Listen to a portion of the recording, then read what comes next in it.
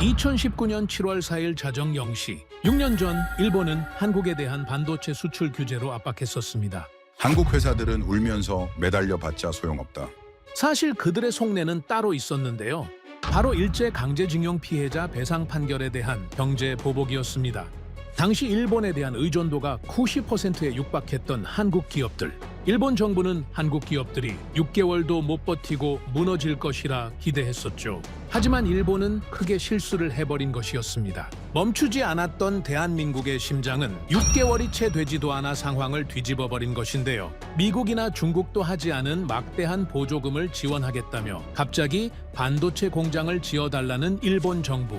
자그마치 150조 원. 하지만 한국은 전부 단칼에 거절한 것이었는데요. 우리는 더 이상 이전의 한국이 아닙니다. 일본이 국가의 자본을 싹 다 쏟아붓는다는 말에도 넘어가지 않은 진짜 이유. 그 대역정극의 전말을 지금 바로 공개하겠습니다. 이야기를 시작하기 앞서 사연 속의 제작에 힘이 되는 구독과 좋아요 부탁드립니다. 한국을 응원하신다면 대한민국 화이팅! 이라고 아래 댓글로 남겨주세요. 한국은 6개월을 못 버팁니다. 그 말이 회의실 안에 떨어졌을 때 아무도 이의를 제기하지 않았습니다. 저도 마찬가지였습니다. 저는 일본 경제산업성에서 28년을 몸담아온 산업정책관료인 다카하시 료스케입니다. 반도체 소재 수출 전략을 오랫동안 담당해왔고 수십 차례의 국제 협상 테이블에서 일본의 입장을 대변해왔습니다. 잠들 시간도 아까워하며 조직 안에서 한 단계씩 올라왔고 주변에서는 저를 냉철한 전략가라고 불렀습니다. 저는 그 평이 자랑스러웠습니다. 그리고 그 자부심이 어쩌면 저를 가장 크게 속인 것이었는지도 모릅니다. 저는 그날 그 도장을 찍었습니다. 지금으로부터 6년 전 7월에 어느 새벽 0시였습니다. 경제산업성의 가장 깊숙한 회의실은 형광등, 불빛 아래 가득 찬 서류 더미와 피로에 절은 관료들로 꽉 차 있었습니다. 복사지 냄새와 식어버린 커피 향이 섞인 그 공간에서 저는 오랜 시간 기다려온 문서를 손에 쥐었습니다. 수출 규제 최종 승인 문서였습니다. 반도체 핵심 소재 3가지, 즉 불화수소, EUV 포토레지스트, 플루오린 폴리이미드에 대한 수출 심사를 강화하는 내용이었습니다. 당시 한국은 이 3가지 소재의 90% 이상을 일본에서 조달하고 있었습니다. 수치만으로도 이 공급선을 건드리는 것은 한국 반도체 산업의 숨줄을 조이는 행위나 다름없었습니다. 반도체 공장이라는 것은 단 하루도, 아니 단 한 교대 시간도 핵심 소재 없이는 돌아갈 수 없는 구조입니다. 그걸 알기에 우리는 자신감이 있었습니다. 아니, 자신감을 넘어 확신에 차 있었습니다. 저는 문서를 마지막으로 천천히 훑어보았습니다. 각 항목을 하나하나 짚어가며 빠진 것은 없는지 확인했습니다. 법적 근거, 대상 품목, 심사 기준, 발동 일시. 모든 것이 제자리에 있었습니다. 손이 떨리지 않았습니다. 오히려 놀라울 만큼 안정적이었습니다. 머릿속은 차갑고 명료했습니다. 우리가 준비한 보고서는 치밀했고 숫자는 우리 편이었으며 타이밍은 철저히 계산된 것이었습니다. 도장을 찍는 순간 작고 붉은 인형이 흰 종이 위에 깊게 새겨지던 그 순간 저는 진심으로 믿었습니다. 이것이 역사에 남을 정밀한 전략적 선택이라고. 지금 돌이켜보면 그것은 선택이 아니었습니다. 그것은 오만이었습니다. 회의실에서 오간 이야기들을 지금도 또렷이 기억합니다. 내부 보고서는 한국 반도체 기업들이 확보한 핵심 소재, 재고가 아무리 많아도 3개월에서 5개월치에 불과하다고 분석하고 있었습니다. 공급선을 끊으면 공장이 멈추고, 공장이 멈추면 결국 협상 테이블로 나올 수밖에 없다는 논리였습니다. 거기에 더해 글로벌 고객사들이 한국산 메모리 공급, 불안을 우려해 일본과의 협력을 늘릴 것이라는 낙관적인 전망까지 보고서 말미에 덧붙어 있었습니다. 읽으면 읽을수록 흠잡을 데 없어 보이는 계획이었습니다. 회의를 주도하던 선배 관료 한 사람이 손가락으로 보고서의 그래프를 두드리며 담담하게 말했습니다. 소재는 우리가 쥐고 있다. 삼성과 SK는 결국 협상 테이블로 올 것이다. 그 말에 고개를 끄덕이는 사람들 사이에서 저도 고개를 끄덕였습니다. 이 일을 제기할 생각조차 없었습니다. 수치가 그렇게 말하고 있었고 우리는 수십 년 동안 소재 기술을 쌓아온 나라였으니까요. 저는 그것이 산업 전략이라고 생각했습니다. 정밀하고 냉철한 경제적 판단이라고 믿었습니다. 그러나 솔직히 고백하자면 그 방안의 공기는 전략보다 감정에 훨씬 더 가까웠습니다. 수년간 쌓인 외교적 갈등, 역사 문제로 인한 깊은 반감, 그리고 이 기회에 확실히 눌러줘야 한다는 냉담하고 단호한 의지. 그 모든 것이 그 작은 도장 하나에 압축되어 있었습니다. 그 규제의 이면에 경제적 계산보다 정치적 감정이 더 많이 깔려 있다는 것을 저는 그때도 알고 있었습니다. 그러나 그것을 문제라고 생각하지 않았습니다. 수치가 뒷받침된다면 감정이 동기가 되어도 된다라고 여겼습니다. 그리고 묵인했습니다. 우리는 산업 전략을 세운 것이 아니라 감정적 복수를 선택한 것이었습니다. 그 사실을 가장 먼저 알고 있었으면서 가장 먼저 덮어버린 사람이 저였습니다. 그것이 저의 첫 번째 죄였습니다.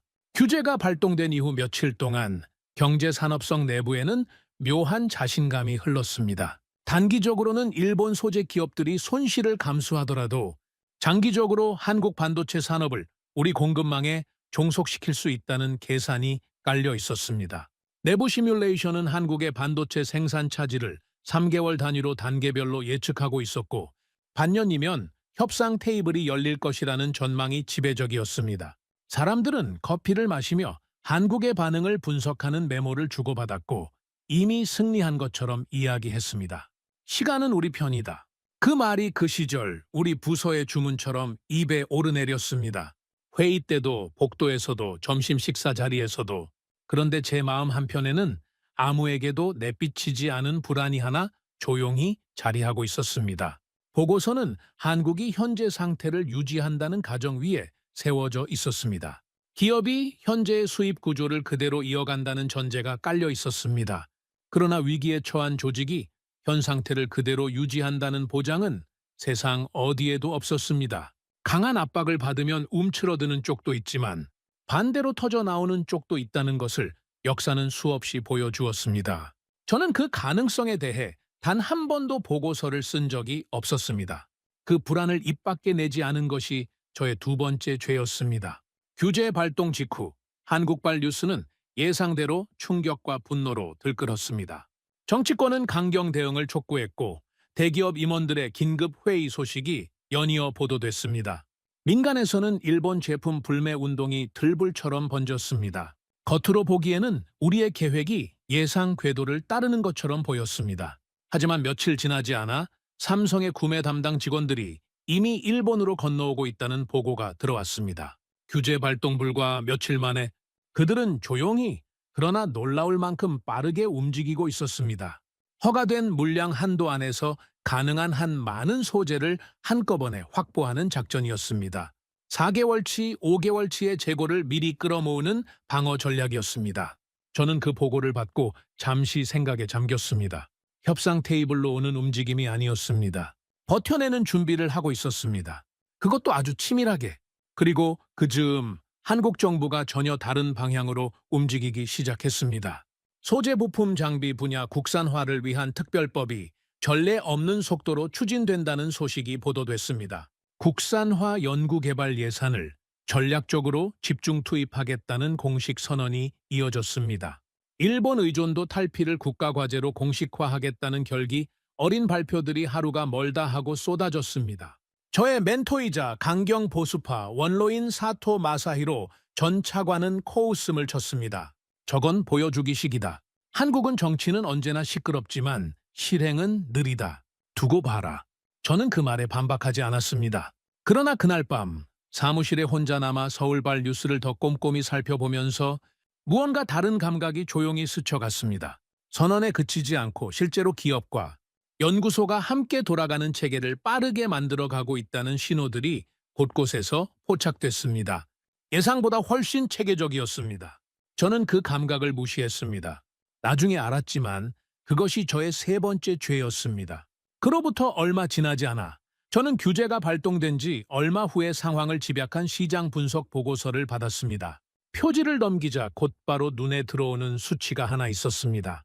엔비디아의 AI 가속기에 탑재되는 HBM, 즉 고대 역폭 메모리의 79%가 한국산이라는 수치였습니다.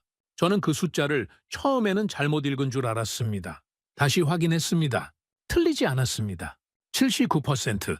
그리고 이후 물량은 이미 전량 계약 완료 상태라는 설명이 뒤따랐습니다. 생산하는 족족 팔려나가는 구조였습니다. 저는 보고서를 덮었습니다. 그리고 한참 동안 창밖을 바라봤습니다. 일본 내 메모리 생산은 사실상 0이었습니다. 우리가 그 오랜 세월 반도체 공급망 전략을 논하고 수천억 원의 보조금을 설계하면서 정작 AI 시대의 핵심 부품 생산 기반을 갖추지 못하고 있었던 것입니다. 보고서를 내려놓으며 저는 중얼거렸습니다. 이건 협상이 아니라 힘이다. 아니, 더 정확히는 이건 협상이 아니라 종속이다. 라고. 우리가 막으려던 나라가 AI의 심장을 쥐고 있었습니다. 인정하기 싫었지만 사실이었습니다. 그때 저는 처음으로 6년 전 내가 찍은 도장이 오늘의 일본을 만들었을지도 모른다는 생각을 했습니다. 그리고 그 생각은 한번 떠오르자 다시는 가라앉지 않았습니다. 우리는 그들의 공장이 멈출 날을 계산하고 있었습니다. 3개월이면 재고가 바닥난다. 4개월이면 생산 라인이 흔들린다. 5개월이면 협상 테이블로 나온다. 경제산업성 내부에서는 그 시간표를 마치 전쟁의 전술 지도처럼 펼쳐놓고 한국이 어느 시점에 무너질지를 조용히 기다리고 있었습니다. 하지만 멈춘 것은 한국이 아니었습니다. 우리의 예측이었습니다. 규제가 발동된 직후 한국의 움직임은 예상과 전혀 다른 방향으로 전개됐습니다. 협상 신호는 오지 않았습니다. 대신에 전혀 다른 종류의 신호들이 들어오기 시작했습니다. 삼성과 SK 하이닉스는 규제 발동 직후부터 전사적 비상경영 체제에 들어갔습니다. 구매 담당자들이 일본 전역으로 흩어졌고 허가된 물량 한도 안에서 가능한 모든 소재를 긁어모으기 시작했습니다. 한 달이 아니라 반년치, 5달치를 한꺼번에 확보하려는 움직임이었습니다. 동시에 국내외 대체 공급처를 찾는 탐색전이 조용히, 그러나 매우 빠르게 진행됐습니다. 벨기에, 독일, 미국의 소재 기업들의 접촉이 이루어졌고 국내 화학 기업들에도 긴급한 개발 요청이 들어갔습니다. 그 움직임을 처음 보고받았을 때 저는 대수롭지 않게 여겼습니다. 당연한 수순이라고 생각했습니다. 어차피 대체 공급처를 찾는 데는 몇 년이 걸릴 것이고 그 사이에 재고는 바닥날 것이라는 계산이 아직 살아 있었습니다. 그런데 한국 정부가 움직였습니다. 규제 발동 직후 소재, 부품, 장비 분야 국산화 특별법이 국회를 통과했습니다. 평소 같으면 수개월이 걸릴 법안이었습니다. 그런데 며칠 만에 처리됐습니다.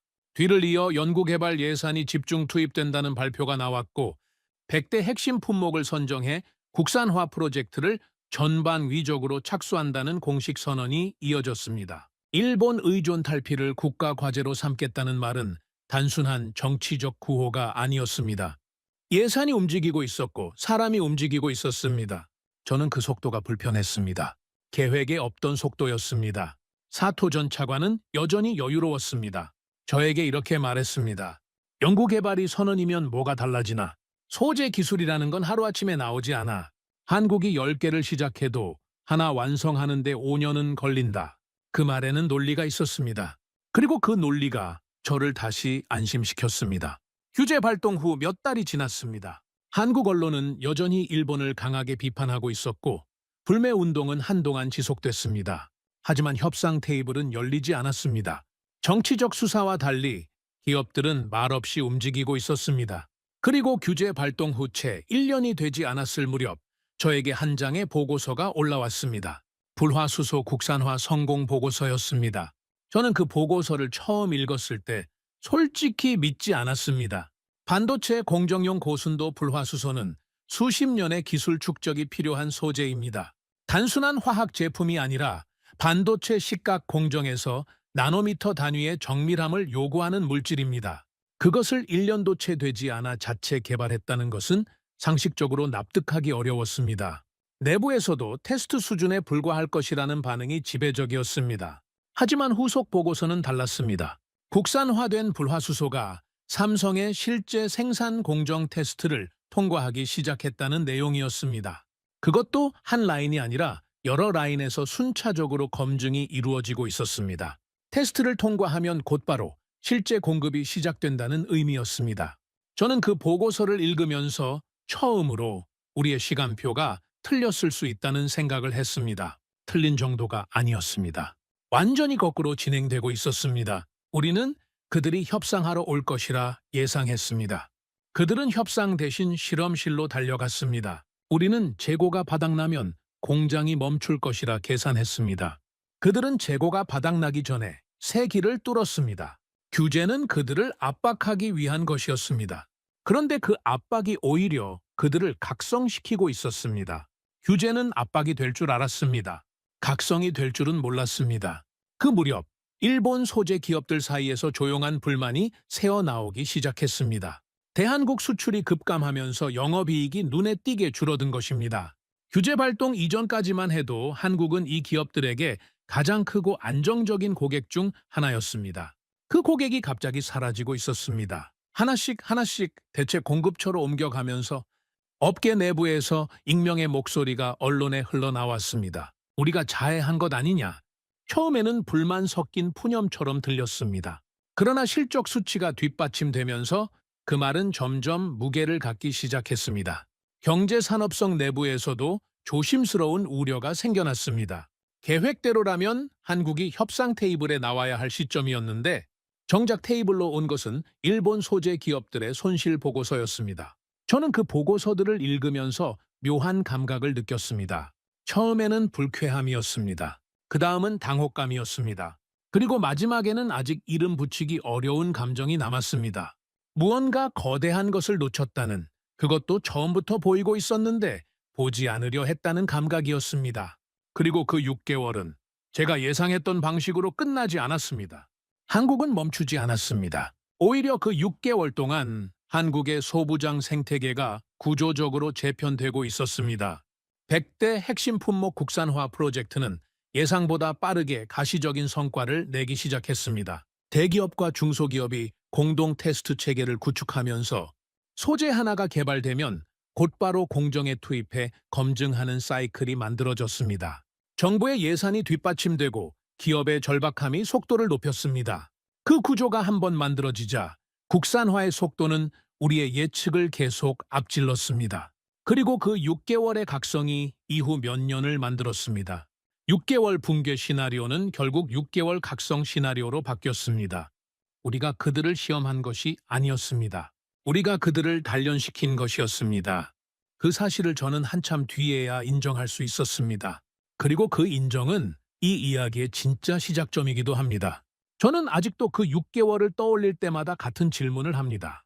누가 누구를 시험한 것인가? 그 무렵 저는 아들 료타와 오랜만에 마주 앉았습니다.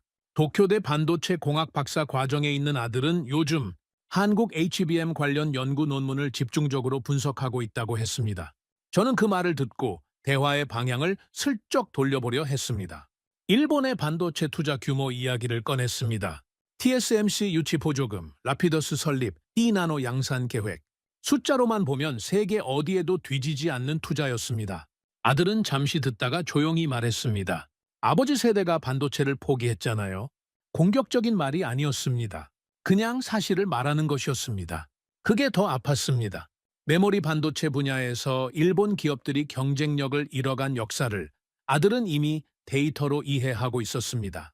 1980년대 세계 메모리 시장을 호령하던 일본 기업들이 하나둘 시장에서 사라지고 그 자리를 한국 기업들이 차지해온 과정을 아들 세대는 교과서가 아니라 논문으로 배웠습니다. 그것을 세대의 실패로 정리하고 있었습니다. 내가 지키려 했던 일본의 산업 위상이 아이들 세대에게는 이미 과거가 되어버린 것인지도 모른다는 생각이 처음으로 들었습니다. 저는 그 생각을 지우기 위해 다시 숫자로 돌아갔습니다. 일본의 반도체 투자 규모는 실로 천문학적이었습니다. TSMC 일본 공장 유치를 위해 투입된 보조금만 10조 원이 넘었습니다. 공장 건설비의 절반 이상을 정부가 부담한 것입니다. 거기에 라피더스 설립을 지원하는 장기 투자 로드맵은 120조 원 규모에 달했습니다. 숫자만 보면 압도적이었습니다. 저는 그 숫자들을 보면서 다시 한번 확신을 되찾으려 했습니다. 이 정도 규모라면 충분히 따라잡을 수 있다고, 시간 문제일 뿐이라고. 그런데 보고서를 더 들여다볼수록 불편한 사실 하나가 계속 시야를 가로막았습니다. 파운드리와 메모리는 완전히 다른 세계입니다. TSMC를 유치했고 라피더스가 2나노를 향해 달리고 있었지만 그것은 어디까지나 파운드리, 즉 위탁 생산 영역의 이야기였습니다. AI 시대가 요구하는 핵심 자원은 파운드리가 아니었습니다. AI 서버 한 대가 돌아가려면 엄청난 양의 HBM이 필요했고 그 HBM을 만드는 것은 30년 이상 메모리 공정을 쌓아온 기업들만이 할 수 있는 일이었습니다. 일본에는 그 기반이 없었습니다. 공장을 지을 돈은 있었지만 공장 안을 채울 노하우가 없었습니다. 보고서를 덮으며 저는 중얼거렸습니다. AI 시대의 심장은 파운드리가 아니라 메모리였다. 그리고 그 메모리의 심장은 한국에 있었습니다. 저는 한국의 반도체 성장 경로를 다시 들여다보기 시작했습니다. 놀라운 것은 보조금 규모가 아니었습니다. 오히려 그 반대였습니다. 한국 반도체 산업이 성장하는 과정에서 정부의 직접 보조금 규모는 미국이나 중국, 그리고 지금의 일본과 비교해도 현저히 낮은 수준이었습니다. 삼성이 메모리 반도체 세계 1위에 오르고 SK 하이닉스가 HBM 시장을 장악하는 과정에서 그들을 움직인 것은 국가의 보조금이 아니었습니다. 그것은 시간이었습니다. 그리고 사람이었습니다. 1980년대부터 시작된 메모리 반도체 개발의 역사는 수없이 많은 실패와 재도전의 연속이었습니다. 수율을 높이기 위해 밤을 새운 엔지니어들, 공정 하나를 개선하기 위해 수천 번의 테스트를 반복한 연구원들, 글로벌 경쟁에서 살아남기 위해 한 세대 전체를 반도체 산업에 바친 사람들, 그 축적이 30년이 넘었습니다. 그리고 그 30년의 축적이 지금 HBM이라는 형태로 세계 시장을 지배하고 있었습니다. 공장은 지을 수 있습니다. 그러나 노하우는 사지 못합니다. 보조금으로 시설은 만들 수 있지만 30년의 경험은 돈으로 대체되지 않습니다. 그 사실이 머릿속에서 선명해질수록 저는 점점 불안해졌습니다. 아들과의 대화가 다시 떠올랐습니다. 저는 그날 아들에게 말했습니다. 우린 돈을 준비했다.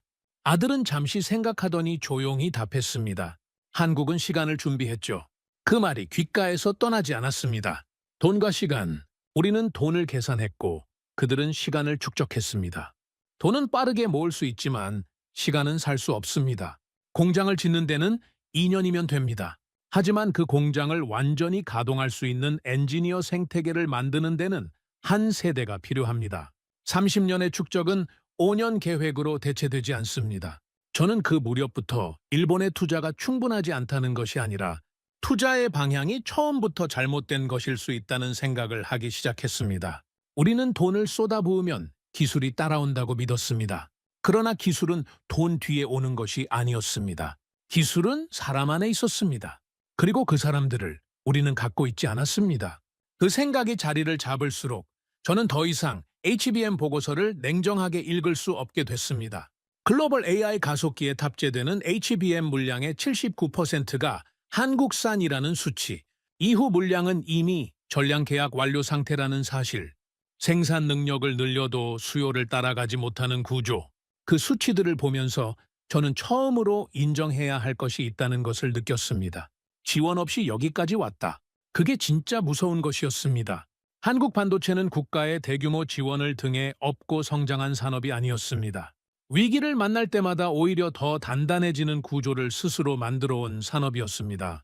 외환위기 때도, 글로벌 금융위기 때도, 그리고 일본의 수출 규제라는 전례 없는 압박 앞에서도 그들은 무너지지 않았습니다. 오히려 그 위기들이 그들을 더 빠르게, 더 깊게 단련시켰습니다. 보조금으로 큰 나라가 아니었습니다. 위기를 연료로 삼는 나라였습니다. 그 깨달음이 밀려오던 날 밤, 저는 오랫동안 자리에 앉아 있었습니다.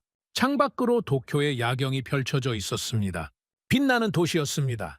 여전히 거대하고 여전히 강해 보이는 도시였습니다.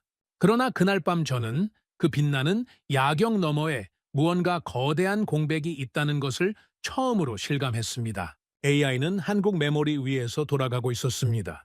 그리고 그 메모리를 만들 수 있는 능력은 30년을 쌓아온 사람들의 손 안에 있었습니다. 돈으로 살 수 없는 것이었습니다. 저는 아들의 말을 다시 떠올렸습니다. 한국은 시간을 준비했죠. 그 말이 그날 밤 제가 마주한 가장 정직한 문장이었습니다. 이 정도 조건이라면 거절할 이유가 없습니다. 그것이 총리실로부터 압박이 내려오던 날, 제가 서류를 펼치며 가졌던 첫 번째 생각이었습니다.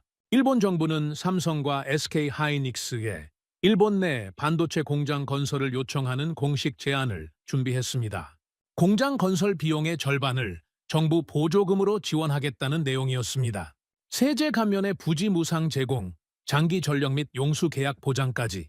내부 분석 보고서에 따르면 운영비를 한국 현지의 절반 수준으로 낮출 수 있는 구조였습니다. 세계 어디서도 보기 어려운 전례 없는 제안이었습니다. 총리실의 지시는 단호했습니다. 반드시 설득하라. AI 시대의 메모리 공급선 확보는 단순한 산업 전략이 아니라 국가 안보의 문제로 격상되어 있었습니다. 일본 내 메모리 생산 기반이 전무한 상태에서 한국 기업의 공장을 유치하는 것은 가장 빠른 해법이었습니다. 정치적 체면도 걸려 있었습니다. 그 제안서를 작성한 사람이 저였습니다. 문서를 완성하던 날 밤 이상하게 손이 무거웠습니다. 6년 전 도장을 찍을 때와 같은 손이었는데 이번에는 달랐습니다. 내용이 나쁜 것도 아니었고 조건이 부족한 것도 아니었습니다. 그런데도 문서를 완성하는 내내 설명할 수 없는 불편함이 따라다녔습니다. 마치 이미 알고 있는 결말로 향하는 것 같은 기분이었습니다. 며칠 뒤 비공개 화상 회의가 잡혔습니다. 상대는 SK하이닉스의 전략 담당 부사장 김도현이었습니다. 회의가 시작됐을 때 화면 속 김도현 부사장의 표정은 정중했습니다. 저는 준비한 대로 조건들을 차분하게 설명했습니다. 보조금 규모, 세제 혜택, 부지 제공 조건, 장기 인프라 계약. 숫자로 환산하면 세계 어디서도 볼 수 없는 수준이었습니다. 저는 설명을 마치며 내심 확신하고 있었습니다. 이 조건이라면 거절할 이유가 없다고. 그런데 화면 속 그는 잠시 침묵한 뒤 담담하게 말했습니다. 국장님, 조건은 충분히 이해했습니다. 그런데 저희는 현재 일본 투자를 검토하고 있지 않습니다. 저는 잠시 할 말을 잃었습니다. 이 정도 지원은 세계 어디에도 없습니다. 라는 말이 자동으로 나왔습니다. 그의 답은 짧고 명료했습니다. 저희는 지원이 아니라 안정성을 봅니다. 안정성, 그 단어가 보조금 수치보다 훨씬 더 무거운 자리를 차지하고 있었습니다. 저는 돈으로 움직이는 협상을 준비했는데 상대는 전혀 다른 언어로 말하고 있었습니다. 그리고 그 다음에 나온 말이 회의 전체를 가르는 균열이 됐습니다. 국장님, 6년 전을 기억합니다. 저희 공장은 멈출 뻔했습니다. 저는 그 말을 듣는 순간 아무 말도 나오지 않았습니다. 6년 전 새벽, 그 회의실에서 제가 찍은 도장이 선명하게 떠올랐습니다. 손이 떨리지 않았던 그 순간이, 너무나 가벼웠던 그 손이. 화면 속 그는 계속 말했습니다. 국가 안보와 직결된 자산을 정치적 리스크에 종속시킬 수는 없습니다. 저희가 일본을 신뢰할 충분한 근거를 아직 쌓지 못했습니다. 신뢰. 그 한 단어가 모든 숫자와 조건들을 한순간에 무력화시켰습니다. 우리가 준비한 것은 돈이었고 그들이 요구하는 것은 역사였습니다. 그 간극이 어떤 보조금으로도 메워지지 않는다는 것을 저는 그 순간 처음으로 실감했습니다. 지원금은 숫자였습니다. 신뢰는 역사였습니다. 그리고 그 역사를 만든 사람 중 하나가 바로 저였습니다. 거절 통보 한 줄이 제 28년 경력을 흔들었습니다. 회의를 마치고 나서 멘토인 사토 전 차관을 만났습니다. 상황을 전하자 그는 불쾌한 기색을 감추지 않았습니다. 감히 일본 제안을 거절해? 기술 원천도 없는 나라가. 저는 그 말을 들으며 처음으로 그 말에 동의할 수 없다는 감각을 느꼈습니다. 기술 원천은 있었습니다. 하지만 그 원천으로 우리가 만든 것은 한국의 각성이었습니다. 사토 전 차관의 표정이 굳었습니다. 저는 계속했습니다. 지금 AI는 그들의 메모리 위에서 돌아가고 있습니다. 그들이 조립자라고 하셨는데 그 조립자가 지금 AI의 심장을 쥐고 있습니다. 두 사람 사이에 긴 침묵이 흘렀습니다. 사토 전 차관은 결국 아무 말도 하지 않았습니다. 저도 더 이상 말을 잇지 않았습니다. 그 침묵이 가장 솔직한 대화였습니다. 집으로 돌아오는 길, 저는 오랫동안 차 안에 앉아 있었습니다. 빠르게 스쳐가는 도쿄의 야경을 바라보면서 6년 전 그 새벽이 계속 떠올랐습니다. 우리는 돈을 제시했고 그들은 기억을 꺼냈습니다. 우리는 지금의 숫자로 설득하려 했고 그들은 과거의 경험으로 방어했습니다. 6년 전의 선택이 오늘의 협상을 막고 있었습니다. 정치 리스크. 화상회의에서 김도현 부사장이 꺼낸 그 단어가 머릿속에서 떠나지 않았습니다. 한 나라의 정부가 자국 기업의 공급망을 정치적 수단으로 사용했다는 기억. 그 기억이 쌓이면 어떤 보조금으로도 지울 수 없는 장벽이 된다는 것을 저는 이제 몸으로 알았습니다. 우리는 그들을 막았다고 생각했습니다. 하지만 그날 우리는 그들의 각성 스위치를 눌렀습니다. 그리고 그 스위치가 만들어낸 결과가 6년 뒤 이 거절 통보로 돌아온 것이었습니다. 저는 그날 밤 6년 전 도장을 찍던 순간에 자신에게 처음으로 말을 걸었습니다. 당신이 찍은 그 도장이 오늘의 이 자리를 만들었다고 우리는 압박했다고 생각했습니다. 하지만 우리는 버튼을 눌렀습니다. 그 버튼이 무엇인지를 저는 한참 뒤에야 알았습니다.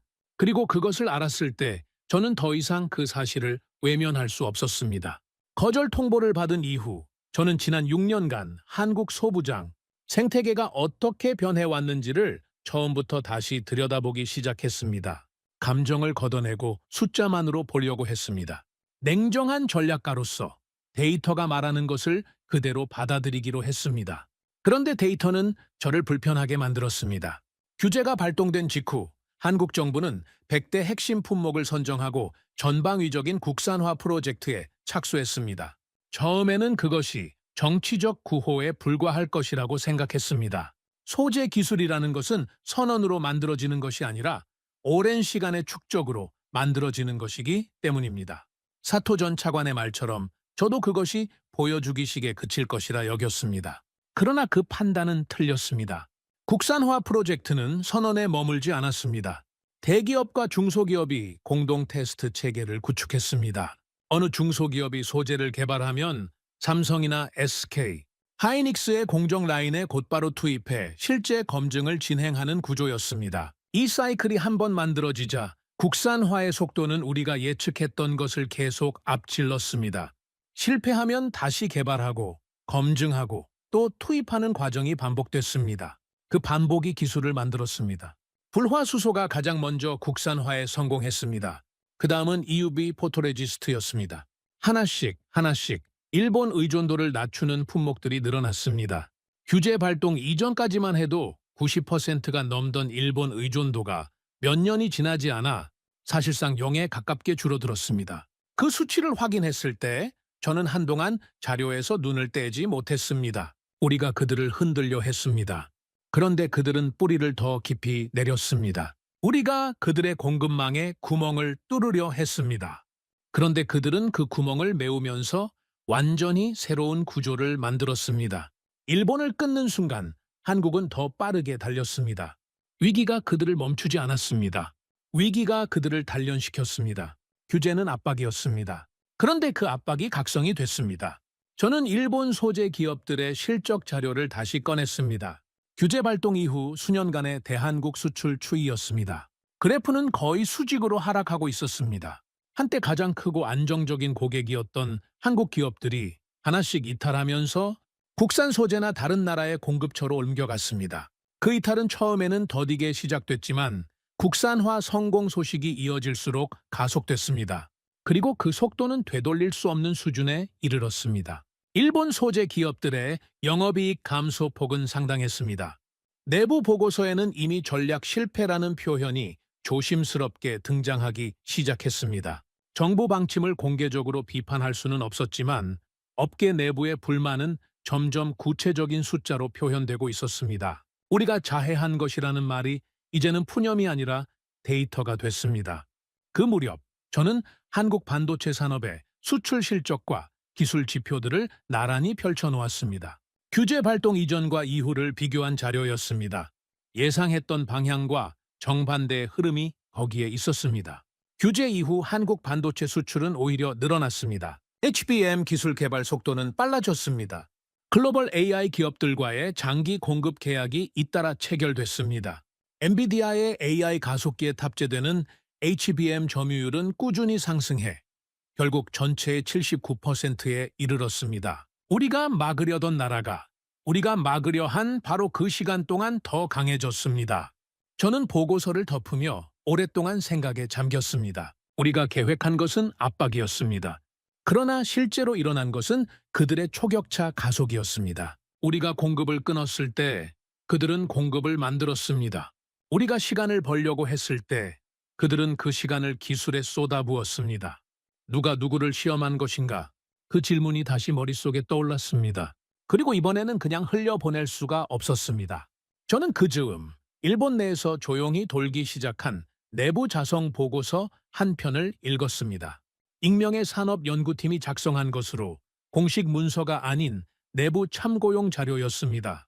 거기에는 규제 발동이 한국 소부장 생태계 성장에 결정적 촉매가 됐다는 분석이 담겨 있었습니다. 일본이 압박하지 않았다면 한국이 이 속도로 기술 자립을 이루지 못했을 것이라는 내용이었습니다. 그 문장을 읽으며 저는 손을 멈췄습니다. 우리가 그들을 더 강하게 만들었습니다. 우리의 규제가 그들의 연료가 됐습니다. 우리는 제동을 걸려 했지만 그 제동이 오히려 그들의 엔진을 더 강하게 돌렸습니다. 지원 없이 79% 점유율이라니?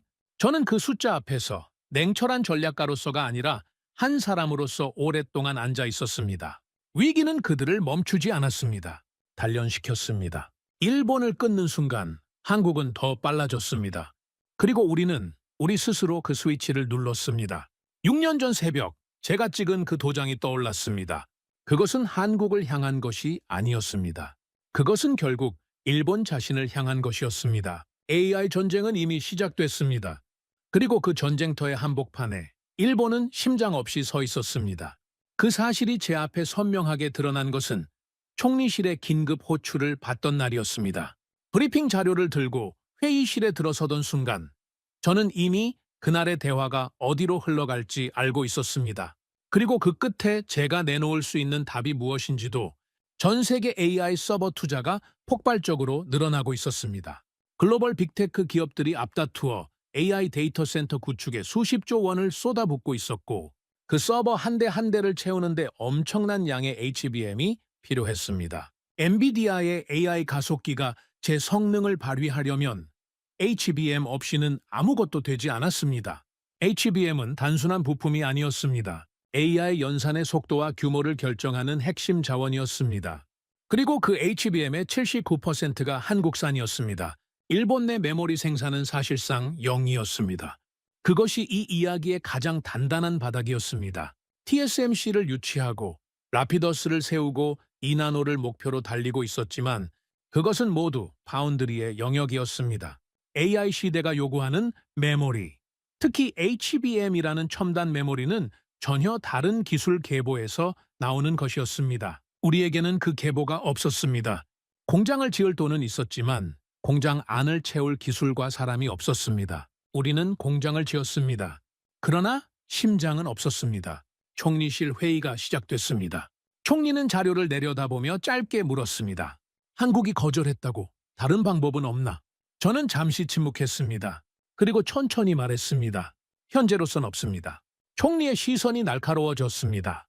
라피더스는 어떤가? 저는 준비한 답을 꺼냈습니다. 2나노 파운드리와 HBM은 다른 영역입니다. 라피더스가 목표를 달성한다 해도 AI 서버에 탑재되는 메모리 문제는 별도로 해결해야 합니다. 정적이 흘렀습니다. 그 정적 안에 아무도 말을 잇지 않았습니다. 저는 그 정적이 오래 기억에 남을 것이라는 것을 알았습니다. 일본 정부가 반도체 산업에 쏟아부은 천문학적인 투자가 AI 시대의 가장 핵심적인 공백을 메우지 못하고 있다는 사실이 그 방안에 조용히 그러나 아주 무겁게 가라앉았습니다. 돌아오는 길에 저는 최신 국제 정세 분석 자료를 다시 펼쳤습니다. 미국도 삼성의 자국 투자를 강하게 요구하고 있었습니다. 반도체 공급망 블록화가 가속되면서 각국이 자국 안에 핵심 반도체 생산 기반을 유치하려는 경쟁이 치열해지고 있었습니다. 중국은 반도체 굴기를 멈추지 않았고 유럽도 메모리 공급선 확보를 위해 한국 기업들과 접촉하고 있었습니다. 세계가 한국 메모리를 향해 손을 내밀고 있었습니다. 그 구도 안에서 일본은 어디에 있었습니까? 우리도 손을 내밀었습니다. 그런데 거절당했습니다. 보조금의 규모가 부족해서가 아니었습니다. 신뢰의 역사가 부족해서였습니다. 이건 산업 문제가 아니었습니다. 안보의 문제였습니다. 저는 그날 밤 아들 요택에 전화를 걸었습니다. 오랜만에 통화였습니다. 저는 별다른 말 없이 요즘 어떻게 지내느냐고 물었습니다. 아들은 잠시 말을 고르더니 이렇게 말했습니다. 아버지, 반도체는 자존심으로 못 만듭니다. 저는 그 말에 선뜻 대꾸하지 못했습니다. 잠시 침묵한 뒤 물었습니다. 그럼 무엇으로 만드나? 아들의 대답은 짧았습니다. 신뢰와 시간입니다. 전화를 끊고 나서 저는 한동안 자리에서 일어나지 못했습니다. 신뢰와 시간? 그 두 가지가 지금 일본에 가장 부족한 것이었습니다. 돈은 있었습니다. 의지도 있었습니다. 기술을 되찾겠다는 각오도 있었습니다.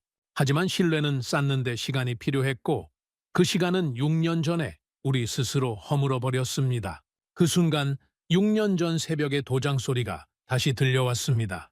작고 붉은 인형이 종이 위에 찍히던 그 소리, 너무나 가벼웠던 그 손. 그날 저는 아무것도 두렵지 않았습니다. 숫자가 우리 편이었고 시간이 우리 편이었으며 전략이 완벽하다고 믿었습니다. 하지만 우리가 계산하지 못한 것이 있었습니다. 신뢰는 숫자로 계산되지 않는다는 것을, 그리고 한번 허문 신뢰는 어떤 보조금으로도 하룻밤에 다시 쌓이지 않는다는 것을 2019년의 도장이 2025년의 공백을 만들었습니다. 라피더스는 희망이었지만 시간이 부족했습니다. 보조금은 충분했지만 역사가 부족했습니다. AI 전쟁은 이미 시작됐는데 우리는 가장 중요한 무기 없이 전장에 서 있었습니다. 저는 그날 밤 오랫동안 잠을 이루지 못했습니다. 창밖으로 도쿄의 불빛이 여전히 빛나고 있었습니다. 거대하고 아름다운 도시였습니다. 그러나 그 빛 너머에 있는 공백은 불빛으로 가릴 수 없는 것이었습니다. HBM은 부품이 아니라 패권이었습니다. 그리고 그 패권은 이미 결정되어 있었습니다. AI 전쟁의 심장은 한국에 있었습니다. 우리는 전쟁이 시작되기 전에 이미 가장 중요한 것을 잃어버렸습니다. 그것도 우리 스스로의 선택으로. 2026년 물량 전량 계약 완료. 그 문장을 처음 읽었을 때 저는 보고서를 다시 처음부터 읽었습니다. 잘못 읽은 것이라고 생각했습니다. 그러나 몇 번을 다시 읽어도 같은 문장이었습니다. 완판이었습니다. SK 하이닉스가 이듬해 생산 예정인 HBM 물량 전체가 이미 계약 완료 상태였습니다. 삼성도 차세대 HBM 라인 증설을 공식 발표했습니다. 글로벌 AI 기업들이 앞다투어 장기 공급 계약을 체결했고 생산하는 족족 즉시 소진되는 구조가 완성되어 있었습니다. 수요가 공급을 압도하는 상황이었고 그 공급의 중심에 한국이 있었습니다. 완판이라는 단어가 그렇게 무겁게 들린 적은 없었습니다. 저는 보고서를 덮고 한동안 자리에 앉아 있었습니다. 시장은 감정을 보지 않습니다. 기술만 봅니다. 그 냉정한 시장이 내린 판단이 바로 이 숫자였습니다.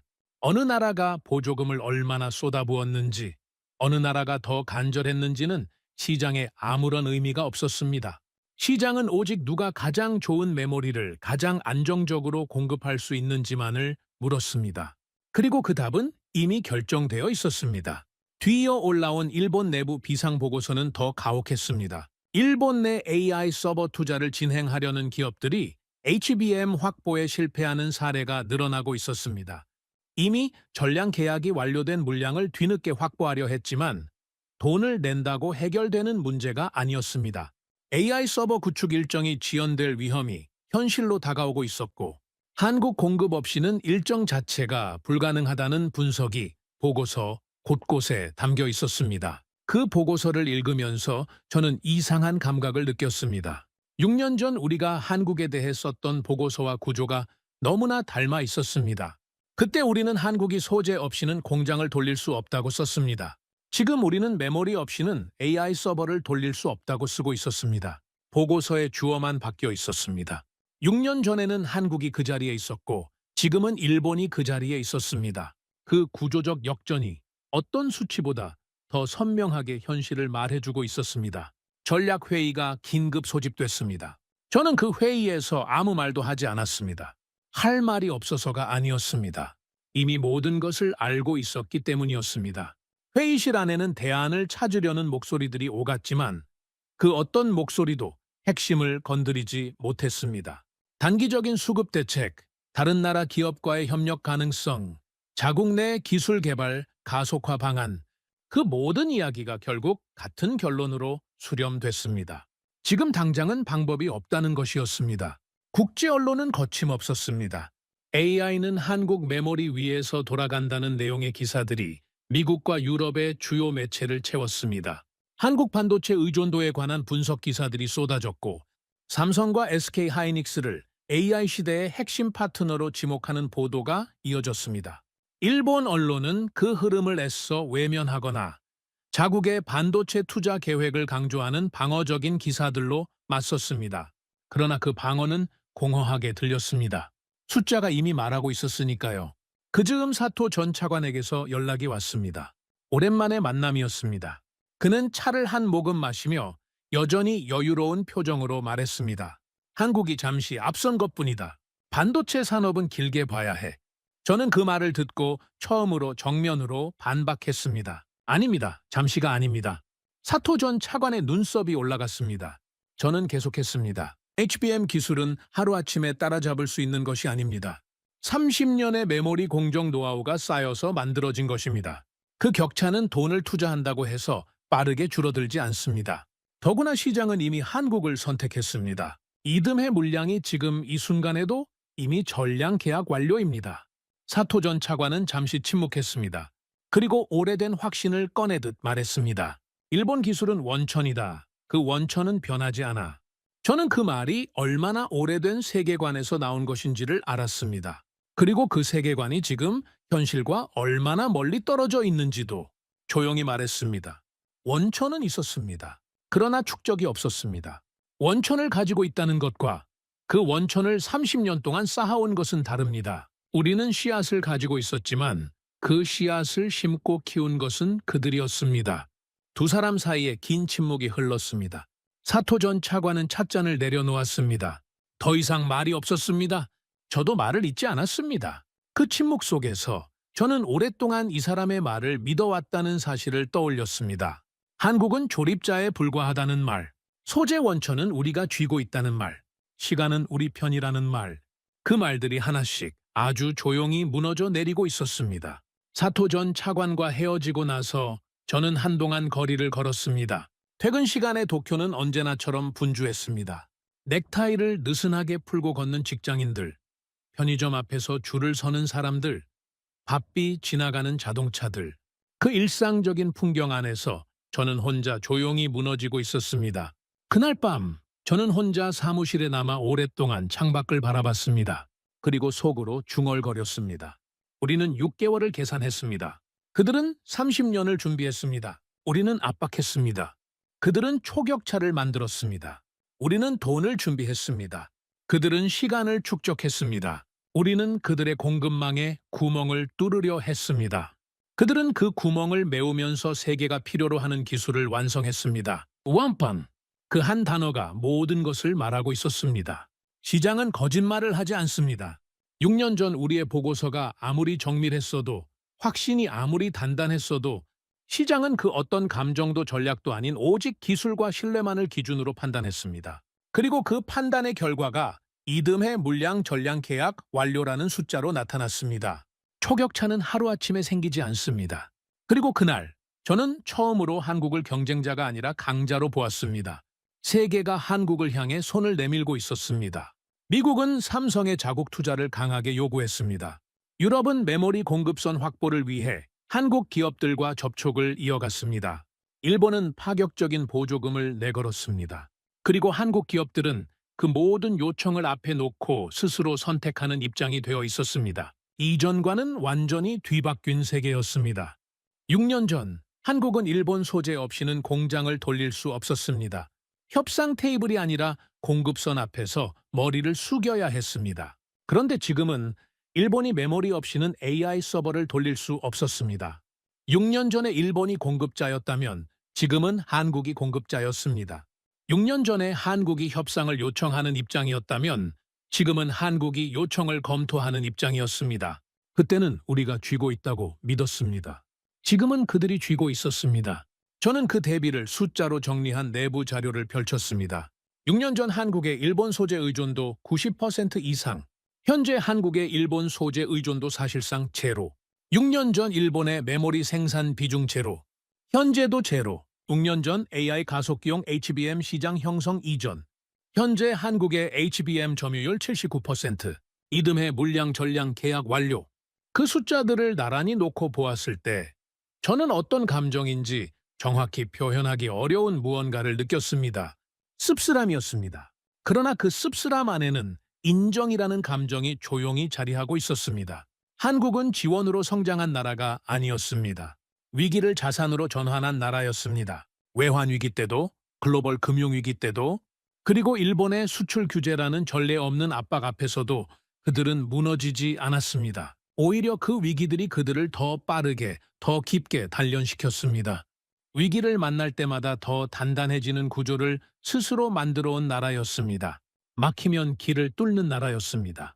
그 사실을 가장 늦게 인정한 사람 중 하나가 저였습니다. 그 즈음 경제산업성 내부에서 조용히 돌기 시작한 자성 보고서를 다시 꺼냈습니다.